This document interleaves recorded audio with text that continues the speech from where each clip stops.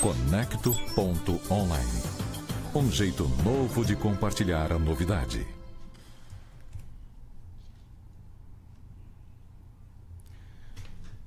Ok, no ar? Então vamos lá. Estamos chegando para mais uma edição do Conexão Online, informações, debates e análises sobre o que ocorre no Tocantins, no Brasil e no mundo. Eu sou o Nilson Bittar e este é o Conexão Online. Hoje é segunda-feira, 25 de dezembro, Dia Mundial do Coração. O Dia Mundial do Coração é uma data importante para lembrar a todos da necessidade de se cuidar desse órgão vital. As doenças cardiovasculares, como infartos e derrames, são a principal causa de morte em todo o mundo. Estima-se que causem 17 milhões de mortes por ano. A melhor forma de evitar o surgimento dessas doenças é a prevenção, através da adoção de hábitos de vida saudáveis. Vamos então a algumas. Adote uma dieta saudável, rica em frutas, legumes, hortaliças, cereais, integrais e castanhas. Reduza a ingestão de gorduras, doces e refrigerantes. Substitua o leite integral por desnatado. Confira, aliás, prefira os queijos brancos. Não exagere no sal. Coma peixe pelo menos de 2 a 3 vezes por semana. Sardinha, atum e salmão são os mais ricos em ômega 3. E beba de 6 a 8 copos d'água por dia. Diga não ao estresse, fim ao tabagismo para você que é fumante, visite periodicamente seu médico, manter bons níveis de pressão arterial, glicose e colesterol são essenciais para a saúde do seu coração. Sejam bem-vindos ao Mundo Conectado. Vamos aos nossos destaques desta segunda-feira, Paulo Albuquerque. É isso aí, Nilson. Obrigado a todos pela companhia. 2 destaques negativos para começar o nosso programa. Morte de um cinegrafista em Gurupi, no sábado. E no domingo, uma criança morreu afogada na antiga represa da Saneatins. Daqui a pouquinho a gente traz mais informações sobre esses 2 casos. E a greve dos professores com repercussão nessa segunda-feira. O Ministério Público Estadual está promovendo uma audiência pública logo mais às 14 horas. Estou falando da greve dos professores aqui em Palmas, que tem também hoje como nosso convidado especial o professor Elis Raik, que se envolveu aí, está envolvido, claro, nesse processo todo e vem aqui para dar algumas explicações para nós sobre o estágio atual da paralisação dos professores. Também temos a participação especial no programa de hoje do agropecuarista, o Vitor Hugo, do Grupo Agropecuário Provinorte. Está todo mundo preocupado com a situação da zona rural do nosso estado do Tocantins. Aliás, é no Brasil inteiro essa onda das queimadas, mas nós vamos ter uma palhinha dele, ver a quantas anda o preparo da equipe, do trabalho deles na prevenção do fogo que acontece e que se alastra enormemente, Nilson Bittar. Pois é, Paulo Albuquerque, o Partido dos Trabalhadores emitiu nota de apoio aos trabalhadores em educação do município de Palmas, né? E eu quero só reforçar aí o quanto estamos, lamentando a morte de Gonçalo, né? Um cinegrafista maravilhoso. Eu tive a satisfação de trabalhar com ele na época que cheguei aqui, né? Vindo de Goiás, uma rápida passagem de volta à Bahia, e aí vim para Jovem Palmas. E aí trabalhamos, um cinegrafista maravilhoso, um cara calado, tranquilo, irmão do nosso amigo Jales. E aí uma responsabilidade, eu estou torcendo para que esse responsável que atropelou Gonçalo seja o mais rápido possível identificado. Era um palio de cor prata, o atropelou, fugiu, é um covarde, bandido, tem que estar na cadeia, porque o cara que comete esse tipo de... E não quero saber a causa, porque é o seguinte, só do cara ter fugido já diz quem ele é. Então assim, a gente está torcendo, imagina a família, o quanto deve estar sofrendo neste momento, né, com essa perda irreparável de uma figura, né, tranquila, não tinha uma inimizade, eu conhecia todas as pessoas do convívio do Gonçalo, e aí, problema que a gente tem que noticiar numa manhã como essa de segunda-feira, lamentável. Mas, os destaques do Luiz Armando. Luiz, mais uma vez, o Michel Temer agora tenta mais uma manobra para evitar a segunda denúncia enviada ao Congresso Nacional. Me parece que mais uma mais alguns bilhões de reais liberados para emenda, e aí a gente vê mais uma vez a malandragem, né, desse governador corrupto realmente fazendo de tudo para manter-se no poder, né? É um negócio complicado, né? Além desse destaque, queria que você comentasse em breve palavra outros destaques que você trouxe pra gente, né? Na questão do Temer, assim, diz que tem mais de 80 cargos agora de segundo escalão para ele redistribuir, né? Então, assim, ele está, na verdade, comprando o Congresso, né? E levou peia do Supremo Tribunal Federal a semana passada por duas vezes, né? Ou seja, está se construindo um conceito de que realmente ele tem que ser investigado. Os deputados é que são cara de pau mesmo, e é provável que novamente não aprovem a sua investigação pelo Supremo Tribunal Federal, deixando para que o Supremo o investigue depois que ele sair do mandato, né? Pode deixar o cargo. Agora, Bittar, eu não deixaria de colocar hoje essa questão da greve do servidor, dos professores municipais, que o professor vai falar daqui a pouco aqui. O Amasta parece que está perdendo essa batalha para os professores, né? Porque a sociedade já começa a encorpar o movimento, né?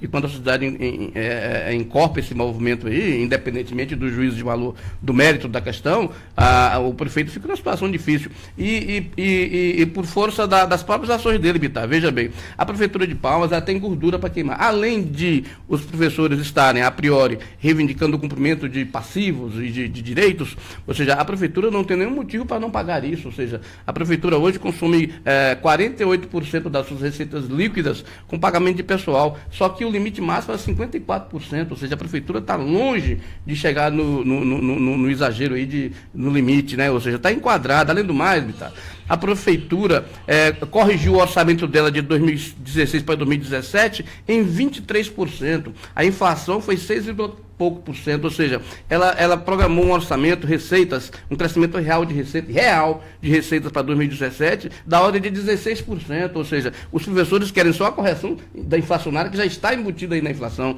Então, assim, não há justificativa plausível para o prefeito dizer que não tem recursos para pagar os passivos dos professores. Além do mais, imagina, né? Ele apresentou até uma gaiatice aí no final de semana, eu chamo até de gaiatice isso, né? Porque você pegar condicionar a quitação de passivos que já se deve a mudança do calendário do IPTU e a mudança de data da database é um negócio muito complicado. Ou seja, o que a malandragem, desculpe o termo, o prefeito quer antecipar as receitas em 4 meses, ou seja, de abril para janeiro, que era o que o IPTU começa a pagar em abril, não é? Ele quer antecipar a receita para janeiro e postergar o pagamento da database de janeiro para abril, ou seja, ele ganha 2 vezes. Então, assim, é uma tese de difícil convencimento das categorias e da própria população em geral. Ou seja, você, para pagar o que você já deve, a Prefeitura com recursos em caixa, que ele teve superávit orçamentário do ano passado para esse ano,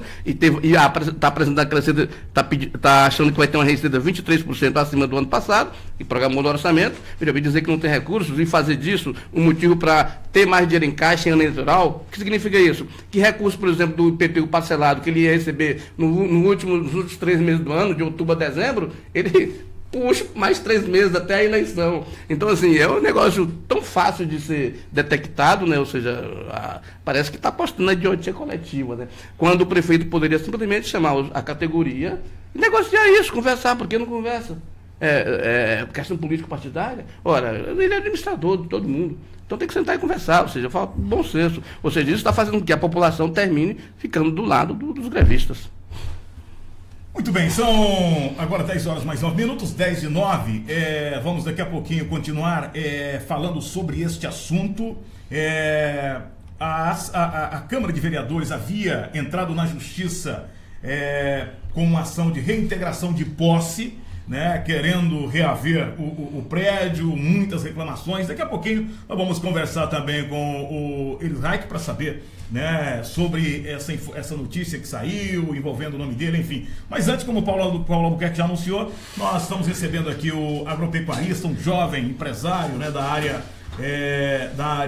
da produção agropecuária, o Vitor Hugo, e entre outros assuntos, que é oportuno a gente trazer aqui, primeiro para falar de como está o mercado no momento. Por outro lado, Paulo Albuquerque, telenauta Luiz Armando, enfim, nós vimos no Bico do Papagaio, né, a situação das queimadas que invadiu fazenda, matando mais de 1.000 cabeças de boi, né, vaca, outros animais, a exemplo de cavalos e bubalinos, enfim, né? E aí nós gostaríamos de saber dessa preocupação do Vitor Hugo. Vitor, seja bem-vindo ao Conecto.online, obrigado pelo convite, parabéns pelo trabalho, é bom ver um, né, jovem como você, atuante no mercado que não é fácil, mas está em ligeira latência, que é o mercado, né, de produção agropecuária. Enfim, muito obrigado pela visita, meu irmão. Bom dia, pessoal do Conecta Online, bom dia, ouvintes. O mercado 2017 do bovino é um mercado que nos surpreendeu muito esse ano, porque nós começamos o ano aí no patamar de 122, 123 arroba da vaca e 132, 133 arroba do boi. Isso em janeiro, fevereiro. Quando foi no mês de março, final de março, a arroba caiu muito, chegou a cair até 30%, e normal a cadeia acompanha. Caiu o preço do boi, caiu o preço do bezerro, caiu o preço da vaca parida, em geral. E nós, agropecuaristas, ficamos muito preocupados, porque os custos são fixos, né? O custo de sal, o custo de vacina, o custo de funcionário, o custo de petróleo para você manter a sua fazenda, e a gente ficou muito assustado com isso. Isso aconteceu devido à Operação Carne Fraca da Polícia Federal, que infelizmente nos comprometeu muito, coisa que nós produtores não tinha nada a ver com o processo, né? O problema não foi do agropecuarista, o problema foi com os frigoríficos, né? E aí o mercado retraiu, recolheu, ficou muito parado nesse período de março até final de junho, e graças a Deus no mês de julho, meados, na segunda quinzena de julho, o mercado voltou a recuperar muito rápido, né? E hoje voltamos ao mesmo patamar que estava no período de janeiro a fevereiro. Hoje a arroba da vaca abriu o mercado dia 25 de setembro, às 9 horas da manhã, abriu o mercado a R$ 122, Cooper Frigo Gurupi, e boi 132, Cooper Frigo Gurupi. Tem outras regiões que às vezes eleva um pouco mais ou diminui um pouco mais o preço, dependendo da demanda do frigorífico, mas o mercado está praticando mais ou menos isso. A região onde vocês produzem aonde? As fazendas nossas ficam no município de Miracema, Miranorte e Barrolândia. E nós temos outros arrendamentos, arrendamento na região do Pium, arrendamento na região de Cristalândia e arrendamento na região de Dois Irmãos. Funciona mais ou menos assim geograficamente, como você está falando, porque a gente sabe que não é só Gurupi que compra, né? Mas como é que funciona? As do centro vocês vendem para o norte ou vai de acordo com a oferta? Não, na verdade, a gente não tem fidelidade ao frigorífico. Não tem isso? Não temos. Nós temos fidelidade ao preço. Sim. É o que pagar melhor e o que a gente sente que come menos na faca, como diz o outro, né? Sim. É o que a gente trabalha mais. Nós, particularmente, a gente trabalha com dois tipos de gado. É o Nelore, o tradicional, e a gente trabalha com a linha de cruzamento industrial, que é a Berdim, que a gente já tem um cliente exclusivo, que é o McDonald's. Isso aí a gente já manda o boi vivo para o frigorífico do McDonald's na região de Santos, e eles abatem lá, tem o próprio frigorífico deles, as carnes nobres é distribuída para os fast foods deles, e a parte que não é nobre, eles vendem no mercado nacional. Provinorte é da onde, Bruno? Provinorte é um grupo nosso mesmo. Daqui? Você é tocantinense? Não, eu sou goiano. Mas nós estamos no Tocantins desde 92. Quase. Do início. Quase desde o início. Só que a gente tinha propriedade na região de Caseara. Por outro nome que chamava Fazenda Canguçu. É família? É família. Você deve ser o mais novo da família? Não, de filho homem eu sou o único. Ah, só tem você. Só tenho eu e duas irmãs. Só que meu pai já faz todos os negócios, ele trabalha. A gente tem rede de distribuição de secos e molhados. Ele fica mais na retaguarda, eu fico mais no combate. E aí ficou com você, essa coisa do campo. Isso. Você que está se deparando com esses problemas todos que o campo está vivendo nesse momento. Queimadas. Daqui a pouco a gente vai querer saber disso também, né, Luiz? A gente percebe ao longo dos anos uma disputa acirrada, de certa forma até acirrada, entre governo e produtores de gado de corte. Na questão tributária, né? Há momentos em que a questão tributária, os tributos no Tocantins impõem termina impondo que o produtor do Tocantins venda para os frigoríficos do Tocantins. Verdade, porque... A diferença de alíquota é muito forte. Justamente. Como é que está essa situação hoje? É um prejuízo. Você não pode... Aqui você é obrigado pela tributação, eles tributam mais para a saída, para outro estado, para forçar os caras a venderem aqui. Mas, Mesmo com preço mais baixo. Mas teve uma alteração, né? Recentemente, não teve? Não, a questão é o seguinte, por exemplo, às vezes eu compro gado na região do Maranhão, porque o preço da arroba lá é abaixo do Tocantins entre 15% a 20%. Só que se você for computar hoje o frete e for computar a diferença de alíquota, que é 5% do Maranhão para o Tocantins, o preço que chega o gado final aqui é o mesmo preço que eu posso comprar aqui na região. Então o que o governo força a fazer? A não comprar fora, a comprar dentro. No caso, como a gente vende para São Paulo, aqui sai com 12 e lá entra com 17. Então tem uma diferença de alíquota de 5% também do Tocantins para São Paulo. E em relação a Goiás? Não, também 5%, é 12, 17. Mas o que fica inviável nem tanto é a alíquota. Hoje é o frete, é o custo do frete que fica inviável. E você mandar. Ô Vitor, a questão nós estamos, e o que garante a exportação do nosso rebanho é justamente a questão da sanidade. Como é que está o rebanho tocantinense, que é um dos maiores rebanhos do país, né? Muita gente não sabe. Então, da questão do controle da fitose e outras doenças que de certa forma impedem essa exportação. O Tocantins, em relação a essa região livre de zoonose, que eles falam, o Tocantins hoje está imune. Correto. Eu, na minha concepção, eu acho... Com vacinação, né? De vacinação. Eu acho que já deveria ter suspendido essa campanha de aftosa. Por quê? Porque são duas campanhas que a gente faz aqui. Uma no mês de maio, que é rebanho geral, e outra no mês de novembro, que é rebanho abaixo de 24 meses. Não tem caso de aftosa, de febre aftosa, aqui no Tocantins há mais de 9 anos. Não tem nenhum foco. Mas já há o processo na OIE para isso já, né? Na Organização Internacional de Epizootria já existe um processo para colocar o Tocantins livre de aftosa sem vacinação. Sem vacinação. Porque hoje ele é com vacinação, né? E eu acho que a vacinação, ela estressa muito o animal, cria nódulos no animal, que a gente chama de abscesso, por uso de aplicação de vacina mal feita, que por isso até que originou o caso do problema de carne fraca que teve, justamente também pelo fato da aplicação. Agora, recentemente nós vimos aí, inclusive, um funcionário alto escalão da Secretaria, né, do Ministério da Agricultura envolvido na questão do escândalo dos frigoríficos. Ou seja, passar a mão, fazer vista grossa. E me parece que todos os frigoríficos ali da região norte estavam com problema, estão ainda com problema. Como vocês encararam e de que forma, né, isso trouxe prejuízo, por exemplo, para os produtores, a exemplo das organizações, sua que é uma das grandes organizações do estado do Tocantins, né? Que prejuízo isso trouxe? Para nós é muito ruim porque o mercado bovino, ele é um mercado nacional, ele não é só regional. Né? Então, com um agravo desse no norte, ou com esse problema do caso da carne fraca, que originou no grupo JBS e outros frigoríficos lá do Mato Grosso, isso para nós repercutiu muito ruim. E eu acredito que hoje o controle da sanidade dentro das nossas fazendas, das nossas propriedades hoje, e dentro dos frigoríficos no estado de Tocantins, é muito forte. Tanto é que toda a vacinação nossa, a campanha de aftosa, o pessoal da DAPEC acompanha a gente na vacina. Ele acompanha a gente do início ao fim. Sempre eles pegam uma fazenda modelo para poder acompanhar. E eu venho sempre conversando com eles falam, olha, Vitor, o que eu venho observando e acompanhando nas fazendas é o tanto que o pessoal preocupa, hoje os fazendeiros preocupam com a qualidade da vacina do gado, do rebanho total.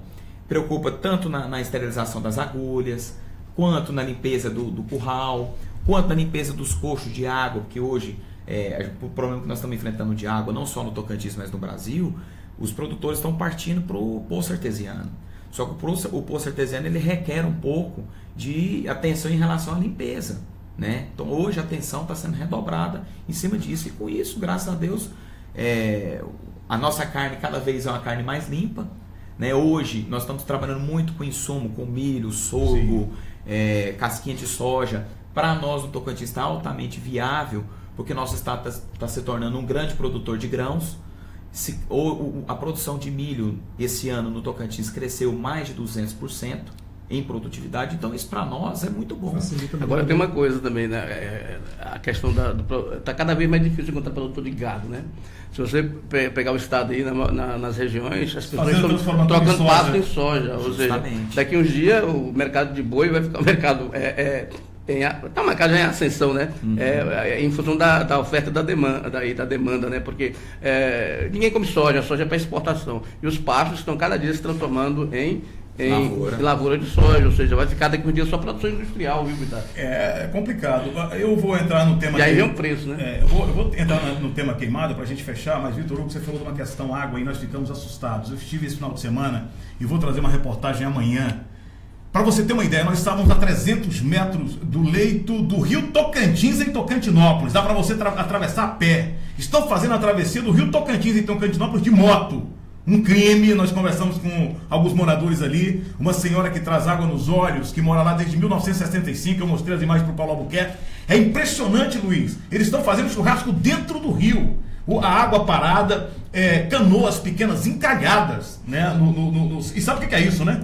Já dizia Pedro Tierra, um rio com barragem é um rio paralítico, né? E o que estão fazendo? Né? Aquela barragem ali de estreito acabou levando esse problema lá para Tocantinópolis. Aí o Fábio Santiago, que é um grande amigo, mandou ontem uma mensagem: Negão, veja como está o rio aqui no Imarabá. Também já quase atravessando um rio que nunca baixou, que nunca secou. Estão praticamente fazendo a travessia a pé. Quer dizer, onde nós vamos parar? É o tal negócio, né, Pitar? A energia depende do rio, certo? De todas as formas. Sim. E o rio agora dependendo da energia, ou seja, depende dos caras abrir as comportas ou não. Ou seja, se o cara fecha as comportas, acaba o rio a jusante. Se ele deixa a água montante, acaba o rio a jusante. Ou seja, aí seca tudo. Nós vimos agora aqui em Miracema uma travessia que fizeram de moto, né? Eu imagino que as suas fazendas devem estar enfrentando esse problema. E aí eu gostaria que você falasse dessa escassez da água e já emendasse na questão do fogo, porque aí é uma coisa que vem sendo ocasionada por outra, né? É verdade. Hoje eu vejo que o problema de água é um problema mundial. Mas o nosso estado é mais crítico ainda. Eu vejo porque lá nas nossas fazendas tem um rio que chama Rio Providência. Sim. Que é que corta a cidade de Miranorte e ele passa por Barrolândia até margeando ali o município de Monte Santo. Esse Rio Providência. É um rio que nunca cortou e de 2015 para cá ele já veio cortando.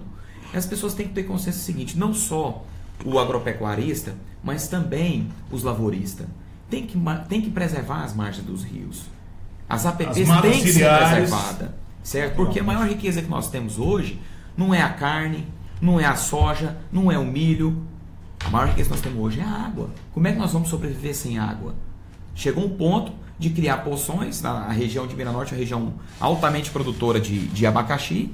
E os produtores de abacaxi estavam desviando do leito do Providência, canalizando o Providência para suas roças de abacaxi, para poder vender no período que é fora de safra. E isso é um crime.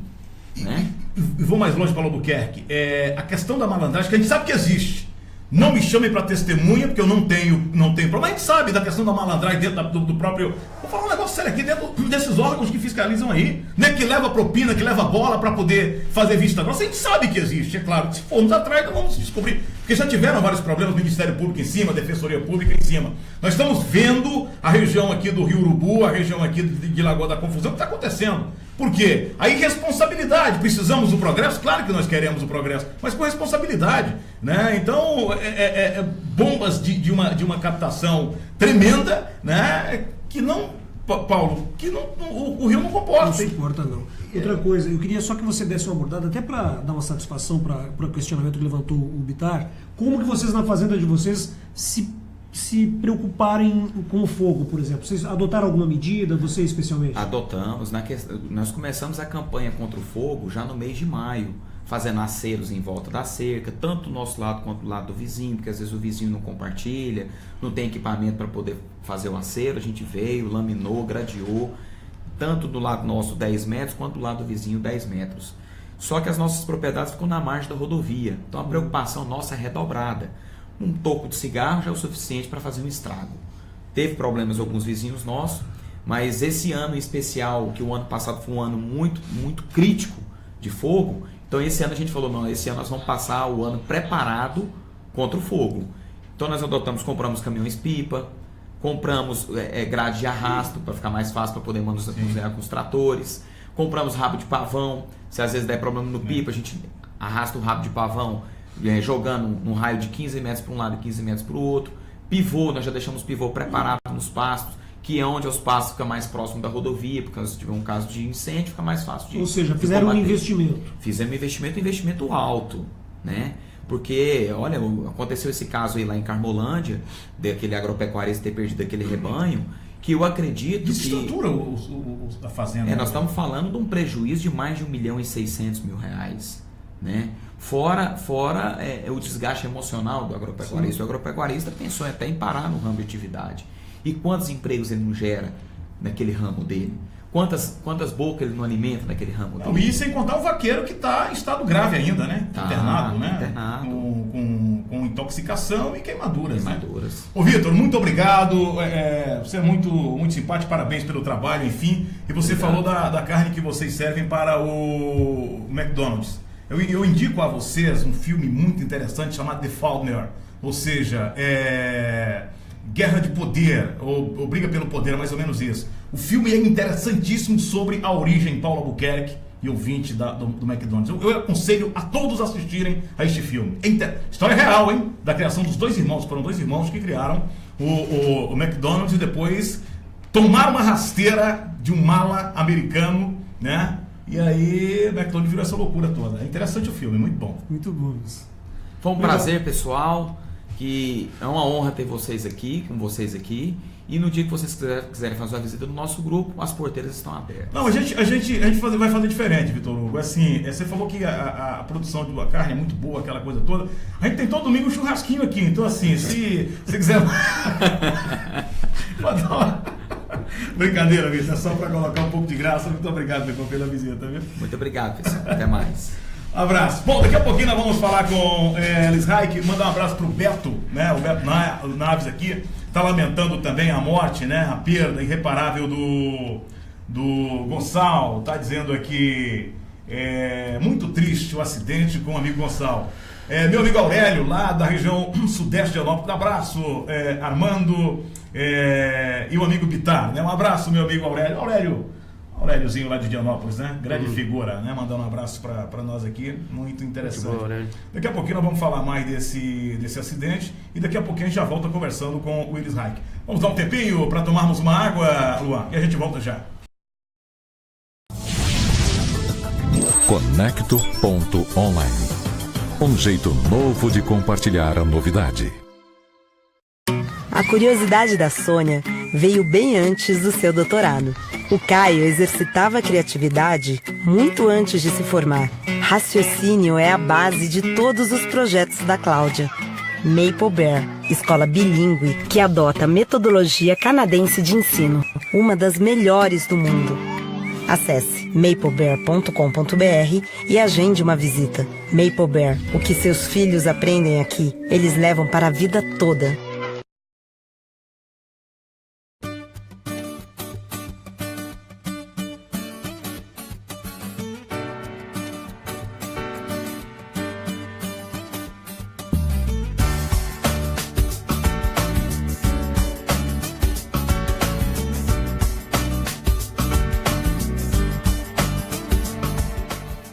Olá, somos a Sim Telecom. Atuamos no mercado do Tocantins desde 2007. A cada dia estamos ampliando nossa infraestrutura para melhor atender você com qualidade e segurança. Trabalhamos com a melhor tecnologia que há disponível no mercado. Venha conhecer nossos planos e produtos. Acesse www.siminternet.com.br ou ligue 0800 642 0300. Diga sim à inovação, alta velocidade e evolução na sua casa.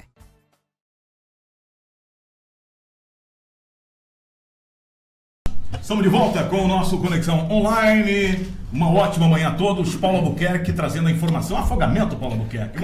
Uma notícia triste, né? Criança de 5 anos ontem, na tarde de ontem, na represa que abastece a cidade de Grupi, localizada no Jardim das Bandeiras, conhecida como Represa da Saneatins, a Moreá Brandão.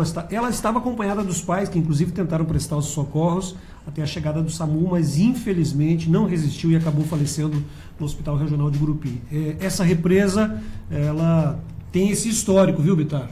Volta e meia, praticamente todo ano acontece um incidente lá e alguém acaba falecendo. Agora, para tristeza de toda a comunidade de Gurupi, com certeza, criança de 5 anos acabou perdendo a vida lá nessa represa em Gurupi. E também, você já noticiou isso, a notícia da morte do Gonçal, né? Que é cinegrafista, estava de moto nas ruas de Gurupi. Gurupi já é um negócio que merece... É complicado o trânsito na nossa cidade. Eu não sei quem criou aquele projeto urbanístico de Gurupi, porque são ruas parecendo avenidas e cruzamentos, não é? Sem sinaleiro, um negocinho... Você sabe que tem uma outra coisa grave em Gurupi, e eu já venho falando isso até quando eu atuava como jornalista lá, e agora mais ainda, porque a gente acaba tendo uma abrangência maior.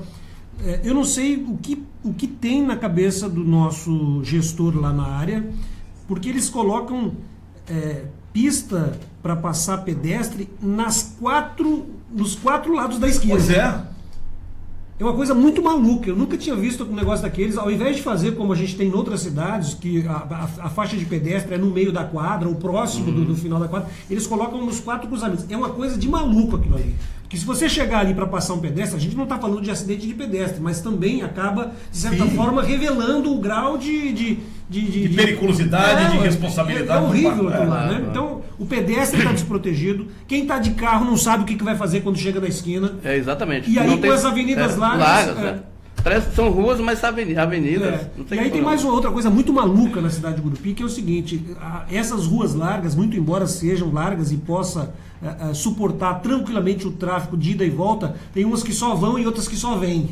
Ou seja, causa um mal-estar e uma raiva muito grande também em quem anda de carro ou de moto lá na cidade de Gurupi. É uma tragédia. Bom, o certo é que, segundo a nota da própria Polícia Rodoviária Federal, o Gonçal estava na sua mão certa. Ele estava na BR, né? Estava na BR e aí foi atingido na lateral da moto por um Palio prata que simplesmente deixou o local sem dar assistência nenhuma. E ontem eu tentei uma informação com o Jales, né, irmão, para saber se... Né, mas não consegui falar com ele, com certeza está muito abatido, né? Para saber se já há informação, né, Luiz, da polícia. Mas circulou uma foto nas redes aí, já com uma foto do suposto do cidadão lá na hora do acidente, ele desceu do carro, já circulou uma foto das redes do cidadão.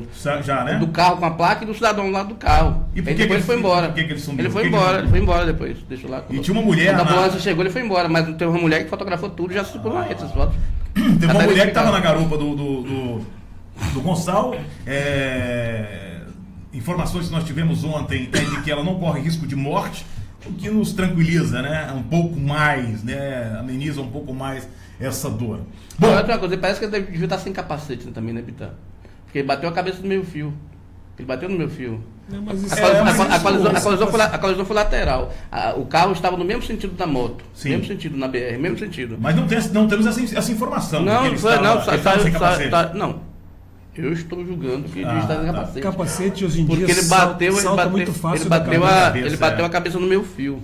A maioria dos motociclistas, Vitali e Armando, não usa aquela... Que prende. O ganchinho aquele para proteger. A maioria, eu sei porque eu ando de moto e já me vi várias vezes cometendo essa besteira também.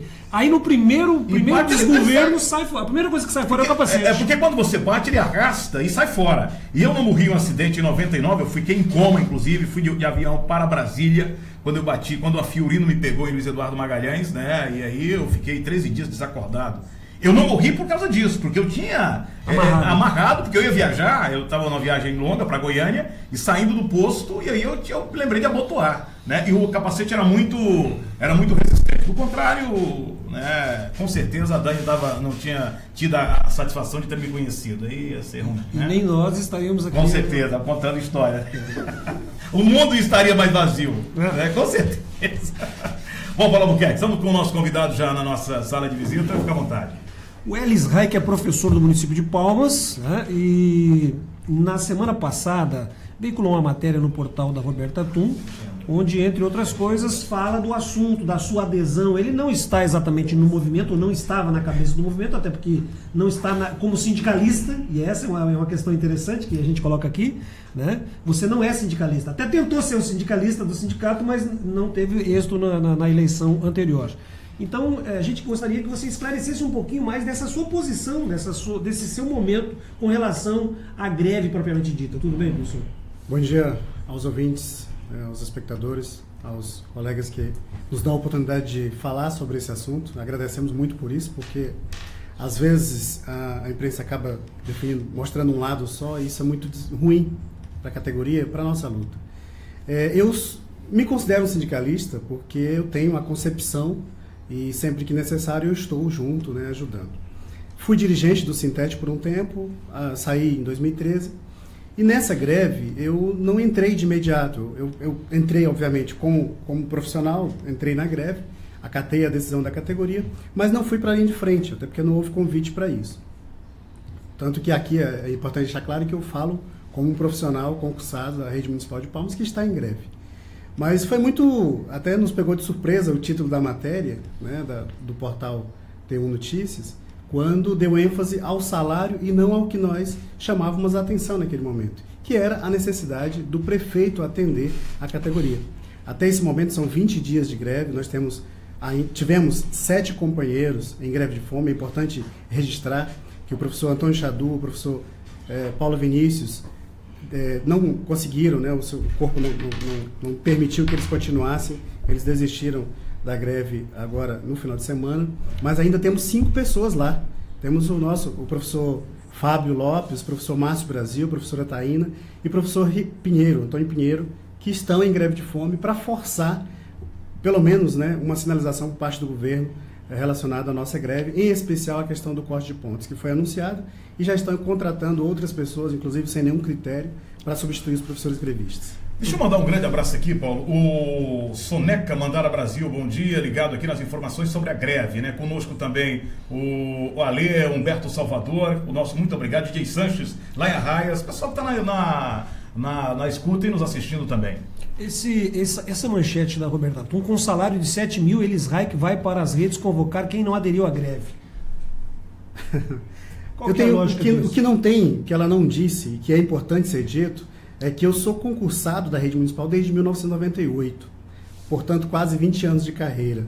E aí eu me pergunto, qual profissional do direito, da saúde ou da administração, que no início de carreira ganha o salário de 7 mil reais? A grande maioria está bem acima disso. Então, dar ênfase a um salário de 7 mil como sendo o mais importante do debate é desconsiderar o sacrifício daquelas pessoas que estão lá fazendo greve, o sacrifício dos pais que estão sem a aula, em favor, não sabemos, mas aparentemente em favor do prefeito que não quer negociar com a categoria.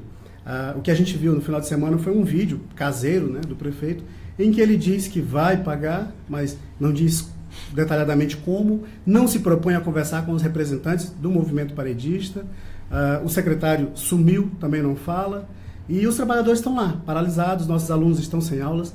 Nenhum de nós queremos continuar em greve, óbvio, né? Nós não queríamos nem ter entramos porque em 2015 ainda foi assinado um acordo que corre nas redes sociais, eu faço questão de deixar aqui para vocês, um documento que foi assinado em 2015, em que o prefeito se comprometia definindo prazos para tudo. A pauta era muito mais extensa. Nós definimos essa greve em cima de 3 pontos primordiais, que é o pagamento da data base, que foi em janeiro, uma data que ele alterou, era maio, ele puxou para janeiro, não cumpriu. Está prometendo pagar em dezembro, até o final de abril, mas em janeiro já temos uma outra data base. O pagamento dos benefícios de carreira, que é progressão, gratificação por titularidade, que são direitos dos trabalhadores que já são direitos líquidos e certos e que ele está negando, né? Segundo informações do próprio governo, que não tem recurso. O que a gente acaba vendo como contradição em vários sites, né, que mostra que o crescimento da arrecadação da prefeitura foi muito grande. Progressão não tem desde quando? Eu vi que você também progrediu na carreira, mas não tem desde quando a progressão para os colegas?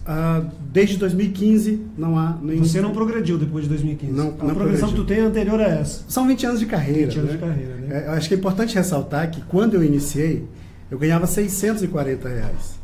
A minha carreira me permitiu chegar a isso. que eu considero um salário mínimo. As pessoas ficam achando que R$7.000 é muito dinheiro, mas vai viver em Palmas com R$7.000. Mas eu acho isso uma discussão acessória. Acessória, porque, o salário, o servidor tem custado, isso não a gente vai, a massa, isso aí podia até alimentar uma questão do mais, é o seguinte, que o salário do professor de Palmas é o segundo melhor do Brasil, é melhor que em Brasília, igual a Brasília, né? Então, assim, que média é 3.600, alguma coisa por aí, né? Então, assim, o que eu acho é o seguinte, o que existe, parece que o prefeito não está cumprindo direitos, não é isso? Ou seja, tem as progressões que não pagou. Agora ele quer adiar a data base, porque quer passar a data base de janeiro para abril. Né? Essa foi a proposta, mesmo que vi na imprensa. Ou seja, de janeiro ele quer passar a data base para abril. Não é bem isso. Ele quer que os vereadores entrem com um projeto de lei. Eu não vi essa ele quer que os vereadores entrem com um projeto de lei para mudar a data base de janeiro para abril. Bem, isso eu não vi. O que eu vi é que ele está se propondo a pagar o que já nos deve até abril. O que não faz sentido. Também, ele prometeu isso aí também. Considerando a arrecadação da prefeitura. Na verdade, o que nós mais lamentamos nessa história toda é que os nossos alunos estão sem aulas, os profissionais querem voltar a trabalhar, e o prefeito faz vistas grossas, como ele é costume, né, infelizmente, posta a todo momento nas redes sociais, inclusive fotos provocativas. Quando nós começamos a anunciar a greve de fome, ele foi para um restaurante da cidade postar o prato que comia naquele momento. Então, tem algumas coisas, atitudes do prefeito que são muito tristes, né? A sociedade precisa ver isso. Aliás, eu quero aproveitar para agradecer. São muitos os pais que estão aderindo ao movimento exatamente por esse tipo de provocação, pela falta de respeito com os trabalhadores.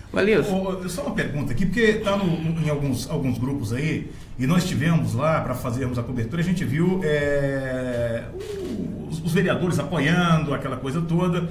Mas aí parece que já saiu uma nota de que o departamento jurídico vai entrar, ou já entrou com uma ação de reintegração de posse, né? Pedindo eu gostaria que você fizesse um comentário. O segundo é o seguinte, o segundo ponto é o seguinte, a denúncia que vocês fazem de que secretários, por exemplo, do Cariello, estavam na sala de aula lecionando, o questionamento era se ele tinha habilitação para tal, né? Se tinha um curso de pedagogia, enfim, licenciatura. Estava acontecendo isso mesmo, Elias Rai? Lamentavelmente, sim. Vários profissionais que atuam em outras áreas da prefeitura estiveram em sala de aula. Não estão mais? Eu não sei se estão. Hoje eu não consigo afirmar. Mas estiveram e a gente conseguiu, inclusive, comprovar com imagens. Né? Alguns vereadores foram às escolas. No caso, o CEMEI, lá, um dos CEMEIs, 2 vereadores foram impedidos de entrar, porque certamente iriam conferir o que estava acontecendo lá dentro. Mas a gente soube de outros profissionais, como o ex-vereador Claudemir Portugal também, que esteve em sala de aula, não sei qual é a formação dele. Mas assim, o que a gente percebe é a falta de respeito, não apenas com os profissionais, mas com a sociedade, né? Quando você tira um profissional que já tem o seu papel definido e remaneja para não conversar com uma categoria. Sobre a reintegração de posse... Sobre a reintegração de posse, foi uma decisão, isso eu vi nas redes sociais, vários vereadores se manifestando, foi uma decisão unilateral por parte do presidente, o vereador Folha, que não aceitou... Que é aliado do prefeito. Que é aliado do prefeito. Não aceitou a movimentação lá. Tentou outras coisas antes, como suspender o fornecimento de água, desligou os condicionadores de ar. Nós estamos ocupados, então, naturalmente, tem pessoas dormindo. Imagine o calor da Câmara Municipal, mas as pessoas suportaram. Ele fez isso por vários dias. E aí, quando ele decidiu entrar na Justiça pedindo a reintegração de posse, satisfatoriamente a Justiça se posicionou do nosso lado, dizendo que a casa é do povo e o povo deve ocupá-la, inclusive com água e energia elétrica e ar-condicionado. Elias, o movimento e o sindicalista não acha assim, um contrassenso o servidor ficar de greve e não ter corte de pontos? Ou seja, greve é um direito, certo? Mas greve, o cara quando fica de greve, ele assume o ônus da greve, certo? Corte de pontos seria motivo de negociação, não de imposição, você não acha isso? Luiz Armando, eu agradeço pela pergunta, ela é muito importante para a gente. Porque nós temos a obrigação com a reposição das aulas. Sim. Nós vamos ter que construir um calendário. Claro, se cortar o ponto não vai querer Exatamente. Reposição. O que nós temos hoje, tem uma lei federal, a LDB 9394/96, que diz que o aluno tem direito a 200 dias letivos. No momento em que os profissionais, os seus professores estão em greve, ele não vai ter esses 200 dias. Então, quando nós nos posicionamos pela reposição, é principalmente defendendo o direito do aluno. Mas, naturalmente, nós queremos negociar a reposição e não a questão do corte de ponto. Nosso propósito é, como será essa reposição? Vamos ter o ressarcimento dos dias paralisados? Essa é a posição do sindicato. nós não queremos receber nada que não seja Sim, claro. trabalhadores. Se tiver corte de ponto, não terá reposição. Exatamente. E os alunos ficarão no prejuízo. A Defensoria Pública, inclusive, oficiou na sexta-feira a Secretaria Municipal de Educação, querendo explicações sobre aquele outro assunto, né, que você trouxe aqui para nós, que é a presença de pessoas estranhas, né, como pretensos professores na sala de aula. Então, é um ofício que foi feito, a Secretaria está obrigada a prestar as informações para a Defensoria Pública para saber exatamente como que está sendo improvisado isso, com que base está sendo feito esse improviso. Né? Tem uma outra preocupação também com relação a esse assunto, que é justamente a posição de outras autoridades, de outros organismos aí que estão, da mesma forma, cientes do que está acontecendo e, obviamente, direitos humanos com relação à greve de fome, né? Precisava chegar nesse nível? Como que foi essa decisão de colocar professores em greve de fome ou foi coisa deles mesmo? Na verdade, você responde daqui a pouquinho. Vamos a um intervalo rapidíssimo e a gente volta já em 1 minuto. Conecto.online. Um jeito novo de compartilhar a novidade. A curiosidade da Sônia veio bem antes do seu doutorado. O Caio exercitava a criatividade muito antes de se formar. Raciocínio é a base de todos os projetos da Cláudia. Maple Bear, escola bilíngue que adota a metodologia canadense de ensino, uma das melhores do mundo. Acesse maplebear.com.br e agende uma visita. Maple Bear, o que seus filhos aprendem aqui, eles levam para a vida toda.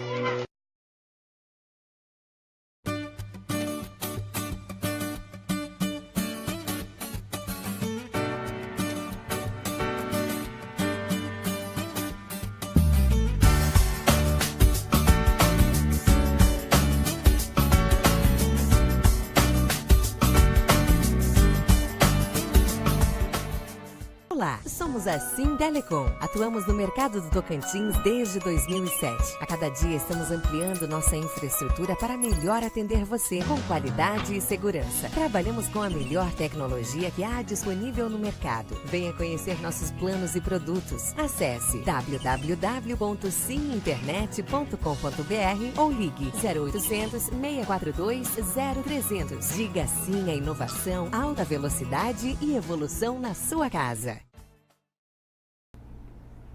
Ok, no ar? Estamos de volta. É o Conexão Online e eu lhe interrompi para faturarmos o leite da criança, obviamente, né? Mas fica à vontade para a sua resposta aí sobre a pergunta do Paulo Albuquerque. Paulo Albuquerque me fala sobre os organismos até nacionais e internacionais que têm se manifestado favoráveis aos trabalhadores. A gente é muito feliz com isso, né? A sociedade, de modo geral, está percebendo que há uma disputa, naturalmente, e consegue, inclusive, fazer julgamento. E nós temos recebido muitos apoios. A todo momento chega uma nova entidade, uma nova instituição, manifestando apoio aos profissionais que estão paralisados e, em especial, aos profissionais que resolveram sacrificar-se, colocar, inclusive, sua própria vida em risco em favor da negociação. Deixar claro que essas pessoas que fizeram isso, todas se pronunciaram publicamente, dizendo ser de livre e espontânea vontade, tomaram essa decisão para tentar encerrar o movimento grevista, porque a partir do momento que nós conseguimos negociar, naturalmente a greve se encerra. E esse é o nosso desejo. Então foi esse o sacrifício dos companheiros e os organismos nacionais e internacionais têm se manifestado favoravelmente aos trabalhadores. Rondinelli Xavier está dizendo que você fala bem, parabenizando. Eles não cumprem o que dizem, infelizmente, falando obviamente dos patrões da prefeitura, certo, né? Ele tem a ver que nós não fazemos parte de CLT, nós somos estatutários.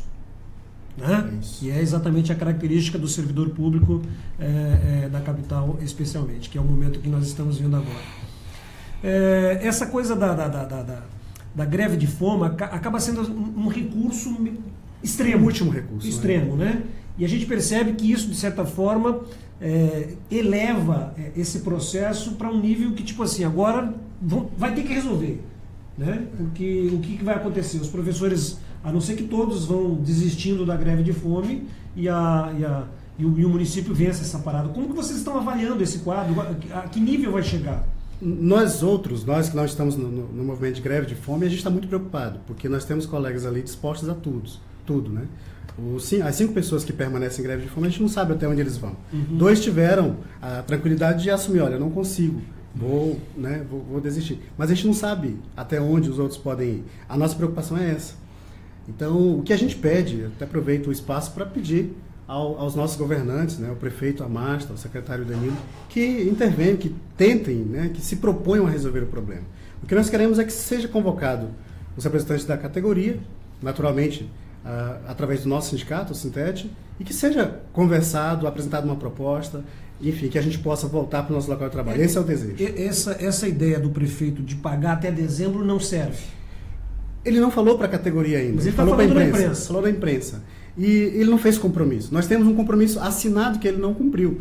Então só para ficar claro, assim, tem falado, mas ele não fez o compromisso conosco. Se nós temos um assinado que ele não cumpriu, como que a gente pode acreditar nisso? Mas a gente quer que ele sinalize, que ele fale com a categoria, que ele possa dizer realmente como vai ser feito, que ele se proponha a discutir a reposição das aulas, que é uma preocupação grande nossa. Né? Imagina agora, a gente está falando do direito do aluno, mas também vamos falar agora do sacrifício dos profissionais. São 20 dias de ponto cortado. Né? A maioria. A jornalista que já recebe um salário mísero salário, né? E ainda tem os seus... A jornalista falou do total do meu salário, mas ela não teve coragem de colocar meu contra-cheque, né? Que também é um documento quase que público. Correu nas redes sociais alguma coisa, mas ela não colocou. A maioria dos nossos colegas profissionais da educação estão com o seu salário comprometido ao extremo. Né? Sobra ali alguma coisa para manutenção mensal. Imagina com 20 dias de ponto cortado. Vai ser algo muito difícil de lidar. A gente já está trabalhando para ver se compensa esse movimento, professor, nesse ano pré-eleitoral, vai sempre virar palanque para alguém. Né? E o próprio prefeito está usando isso como argumento, dizendo que o sindicato tomou essa medida extrema por conta da retirada daquela obrigatoriedade do repasse do dia de trabalho para os sindicatos. E aparecem outras pessoas que, de certa forma, também já pensam em 2018. A categoria sabe disso, claro, é uma categoria esclarecida. Sabemos. O que nós não temos é como filtrar. Né? Você não tem controle disso. Nós estamos há 20 dias, pelo menos 17 dias, ocupando a Câmara Municipal, acho que são 17 dias, ocupando a Câmara Municipal, e é um espaço de políticos, né? Então, sim, a todo momento chega vereador, manifestando apoio. Nós tivemos pelo menos 4 deputados federais se pronunciando no Congresso a favor dos trabalhadores, e para nós, nesse momento, todo o apoio que vier vai ser recebido, né? Tem que ficar claro para o prefeito que ali tem inúmeras pessoas que não têm a mínima divisão partidária, divisão política nesse sentido partidário, de eleição, e que estão lá pelos seus direitos. Então, independente de ter uma ou outra pessoa, ele tem que considerar a maioria. E eu posso garantir, sem medo de errar, que a maioria das pessoas que estão ali, de muito boa fé, estão para defender os seus direitos. Direitos que ele já se comprometeu a respeitar e não tem respeitado até agora. Como é que tem sido a conversa e como é que tem sido o apoio por parte do sindicato da classe, né? Como é que tem se posicionado o Zé Roque, o Sintete, enfim? O que eu posso falar em relação ao Sintete é que eles estão conduzindo, a meu ver, a contento, né? Estão fazendo o que deve ser feito. O sindicato da categoria tem ocupado os espaços adequados de defesa, tem dado a assistência necessária. Então, a mim cabe parabenizar a direção, né, pelo que tem feito até aqui. Mas dizer que o que a gente espera mesmo é que esse movimento se encerre logo, e para isso o prefeito, o secretário tem que se posicionar, que é o que nós queremos. É importante dizer que a gente convidou o Zé Roque na semana passada. Duas vezes, três vezes. Eu tenho falado, às vezes a pessoa pode achar estranho da gente não ter trazido. Questionado pelo contrário. Zé Roque, inclusive eu convidei pessoalmente no evento que estava acontecendo os 100 anos, né, da criação do sindicato, quando aconteceu no Pousada dos Girassóis 2, e depois eu falei com a Núbia, inclusive falei com ela hoje. E ela disse, olha, que eu acho que justamente o momento para falar, eu não entendo essa assessoria, porque o momento para falar é agora, enquanto está havendo a greve, né? Ela disse, não, quem está rolando a greve, ele não pode falar. Como não pode falar? Então ele vai falar depois que terminou? Pelo amor de Deus, né? O Zé Roque é um grande amigo, Núbia, eu acho que você está errada, viu? Não estou querendo aqui dizer o que se deve fazer ou te ensinar a trabalhar, não é isso.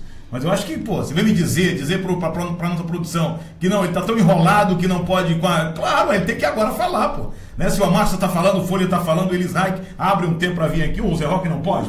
Deixa eu mandar um abraço aqui para o Carlos Henrique Furtado, né? Grande amigo, tem um blog interessante. Está dizendo aqui, reposição, e os alunos terão que ter aulas aos sábados e talvez nas férias. Ele está fazendo uma interrogação aqui, né? Para essa reposição, para compensar, para poder fechar o ano letivo aí, Elis Reich.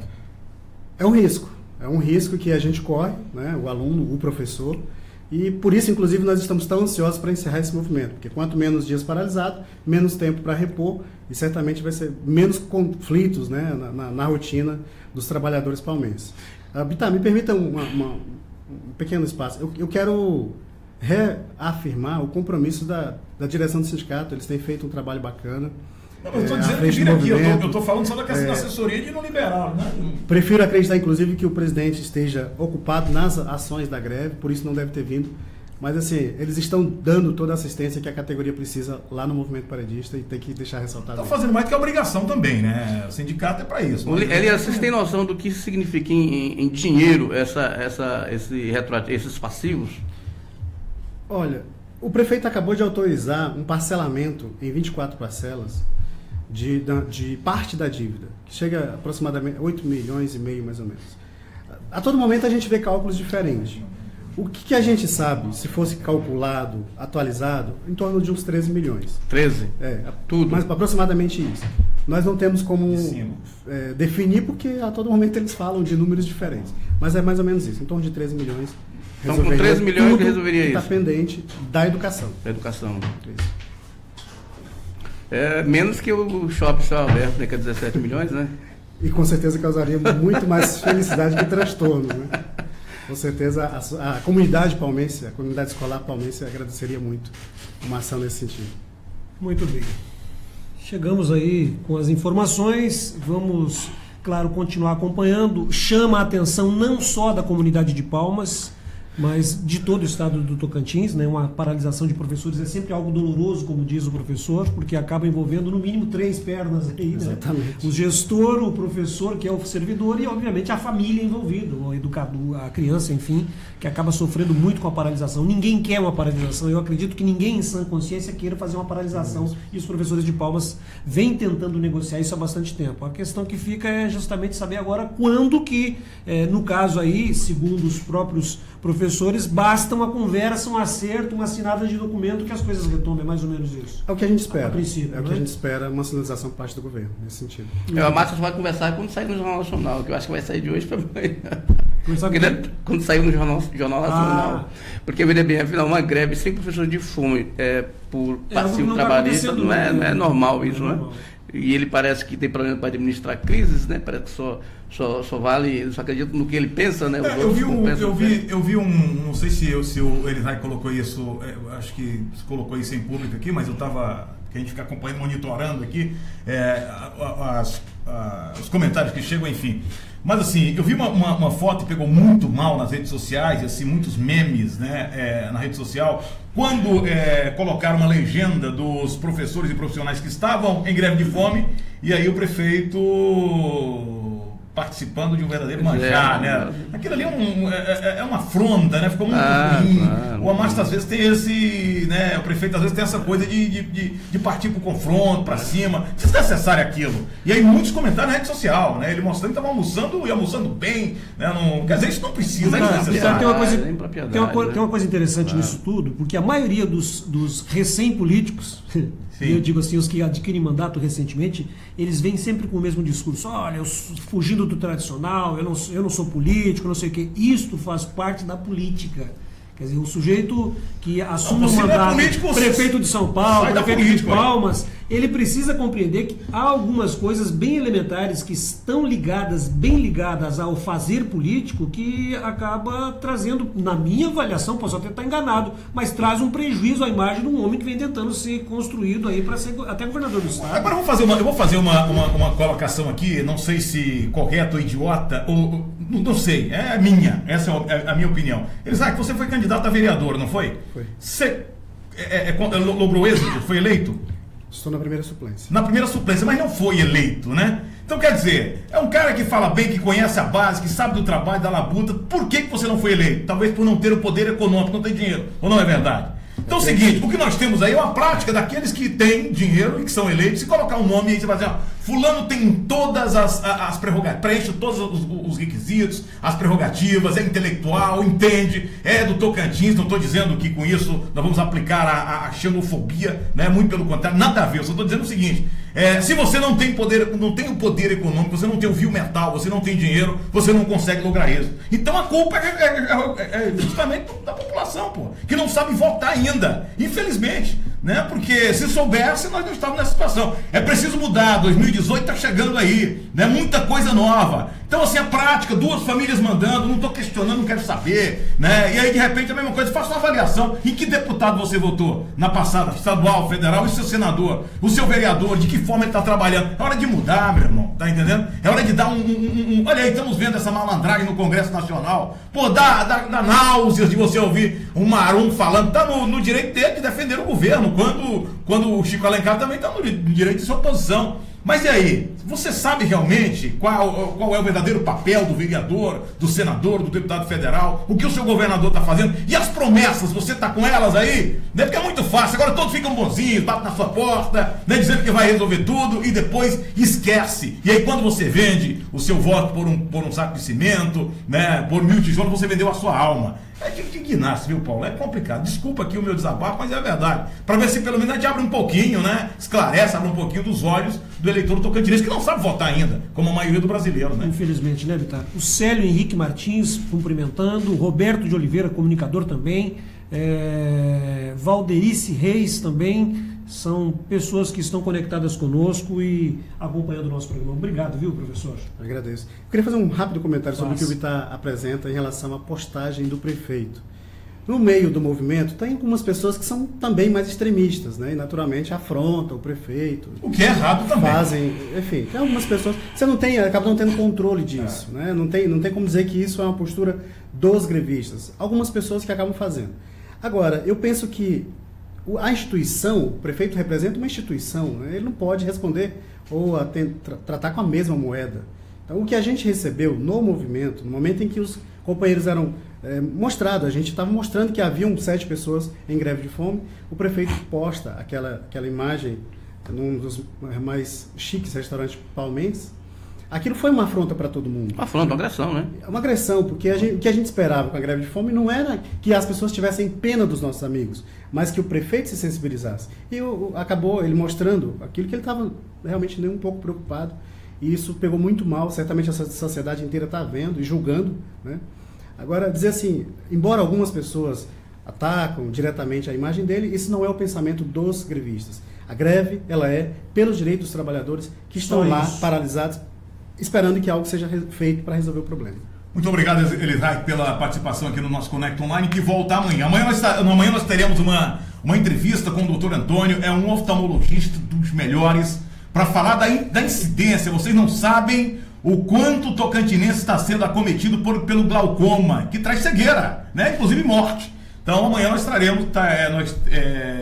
teremos essa conversa com o Dr. Antônio, um cirurgião dos olhos. É maravilhoso, porque ninguém sabe, mas é um problema sério, viu, Luiz? Você, por exemplo, eu estou percebendo que você está enxergando muito pouco. É preciso você resolver logo esse problema de visão, né? Tem que dar onde vem meu salário, a visão mesmo. Pode enxergar bem o que eu enxergo o que eu estou ganhando. Uma ótima semana para todo mundo. Obrigado, Paulo Albuquerque. Abraço, Paulo Albuquerque. Abraço, Luiz Armando, porque, rapaz, eu destinei um abraço, né, na semana passada pro Paulo Albuquerque, e o Luiz Armando quase pediu demissão, bicho, porque assim, rapaz, só abraço, pra mim é só aperto de mão, uma ciumeira tremenda. Eu acho que há uma união de grupinho de novos comportacional, só pode ser. Abraço. Volta amanhã, se Deus quiser. Conecto.online. Um jeito novo de compartilhar a novidade. A curiosidade da Sônia veio bem antes do seu doutorado. O Caio exercitava a criatividade muito antes de se formar. Raciocínio é a base de todos os projetos da Cláudia. Maple Bear, escola bilíngue que adota a metodologia canadense de ensino, uma das melhores do mundo. Acesse maplebear.com.br e agende uma visita. Maple Bear, o que seus filhos aprendem aqui, eles levam para a vida toda.